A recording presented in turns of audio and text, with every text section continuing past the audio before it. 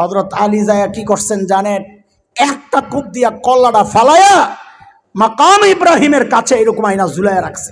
দেখো দুনিয়াওয়ালা, দেখো যারাই নবীকে গালি দিবে, কষ্ট দিবে, তাদের পরিণাম এটাই হওয়া উচিত। আমাদের কথা ওইটাই। আমরা সব জায়গায় কঠোরতা দেখাই না, নিজের আক্রান্ত হয়ে ধৈর্য ধরি, নিজের প্রতিষ্ঠান আক্রান্ত হয় ধৈর্য ধরি, কিন্তু আমরা ইমানদার মুসলমান।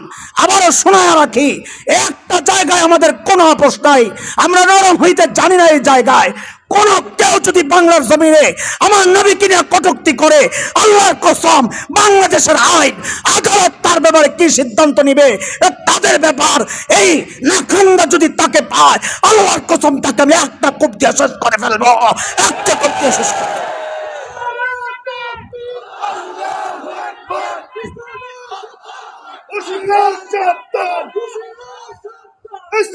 শত্রুরা